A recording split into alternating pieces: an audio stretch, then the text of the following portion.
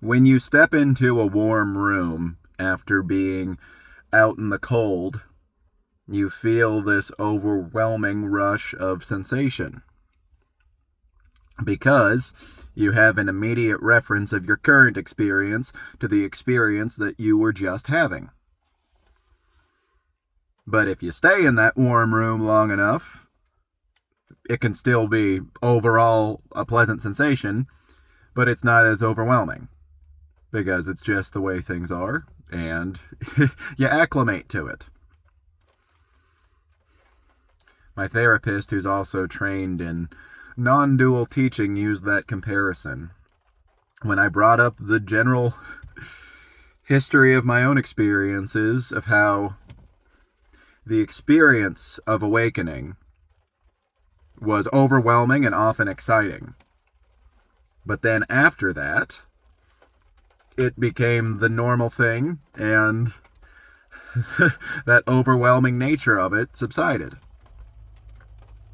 That can lead you to wonder, well, did I actually have any actual awakening experience then? Or did I have it and then lose it? It's like, well, no, that's not the case. You just gain a perspective that you then have, and then you don't lose. And so, it stops being exciting. It stops being out of the ordinary because you lose that immediate reference to the way that you were before. You could always still have it, somewhere in your memory of ways that you viewed the world and ways that you viewed yourself. But yeah, the overwhelm just dies down. That's kind of, again, I talk all the time about how expectations that I had when I started on my spiritual journey back in 2018 have not been fulfilled. And in this case, it's some sort of not being fulfilled, even though they were fulfilled. Because I was looking for a lot of cool, high psychedelic experiences when I started, among other things. But the expectation was that I would have that experience and then the whole world would just be this, somebody's car alarm going off next to me. The whole experience for the rest of my life would just be that overwhelming high sensation.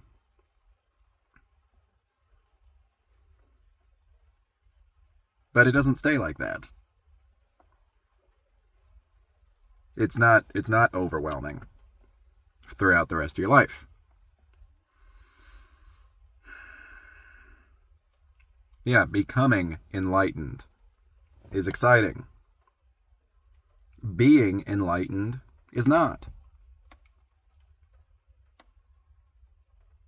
Being enlightened is almost by definition like the opposite of exciting. It's very low key and just chill. Just chill.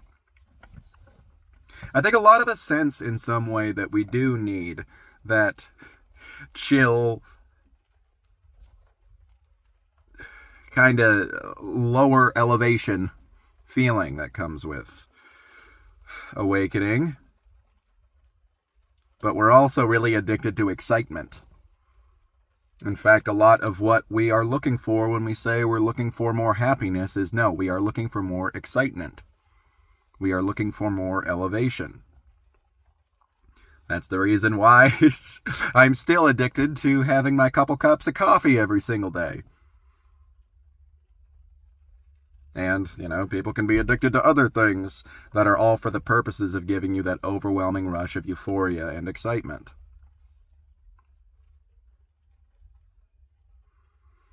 I would also compare awakening to the acquisition of other skills. A very formative one that a lot of us have is learning how to ride a bicycle. The first time that you go a solid 5 seconds on that bike without training wheels, before falling over. Like, whoa, I'm kind of doing this, oh my goodness! The fruit of my labor! You feel as though you are almost becoming a different person, or you are stepping into a different reality. And then you get better and better, and you have those little high moments of getting better and better and better. But after a certain point, you can just ride a bike. And unless you're some kind of Olympic athlete that's training to get at the fastest speed possible, most of us are content with just riding the bike. But that contentment also means a lack of excitement. There's nothing exciting to me about if you gave me a bike right now and I hopped on it.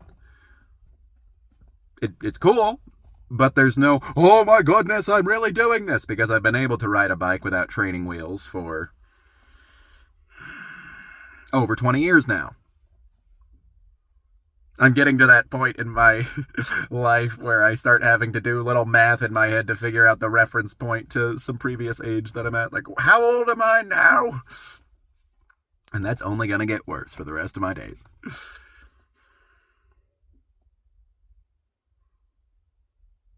So yeah, expect excitement. But expect moments of excitement on the awakening journey. Or even expect, some drawn out periods of excitement. But do not expect an entire lifetime of excitement. Again, that psychedelic excitement of looking around and seeing vibrant colors and unicorns and stuff, that isn't a permanent state of being. And any amount that I'm chasing some elevated emotional state is ironically making me less aware of what is, because I'm rejecting the present experience that is right in front of me. But don't let that water down those grand moments of excitement that you've had in the past. Those early memories of like, whoa, I'm starting to ride a bike without the training wheels. Those are still exciting to think back on because of knowing where I was right before that and what a leap it was for me physically and psychologically. I had some unbelievable experiences last year that are confined to the past, and that excitement exists back there. It doesn't exist for me now. But thinking back on the experience of those leaps forward, that's still really, really cool for me. And I love that I always have that, the same way that you always have these big markers in your life history. These big days where you're like, man, things changed and they never went back to how they were before, in a good way.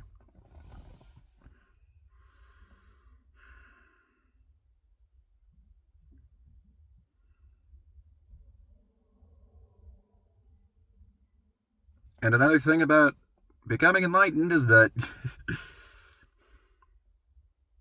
you slowly, extremely slowly, learn to just value every experience for what it is. So kind of somber, rainy days like this, where my energy isn't as high, and there isn't big overwhelm of spiritual bliss. We can still take that day as it is.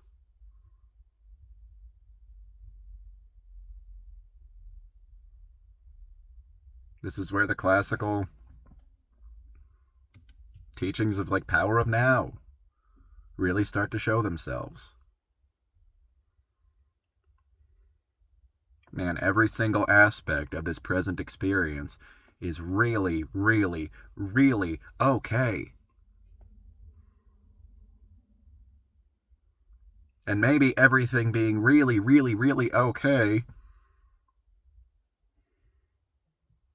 is actually better than it all being off the wall exciting.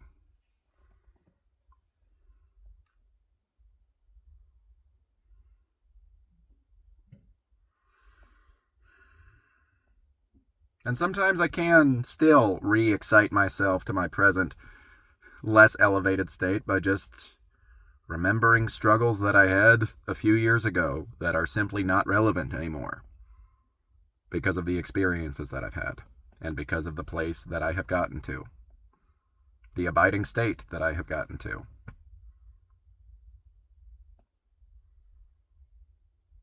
It's like weight loss, wherein from one day to the next, you don't see all that much change in yourself. But then, hey, a year later, you hold up your clothes that fit you a year ago, they don't fit anymore.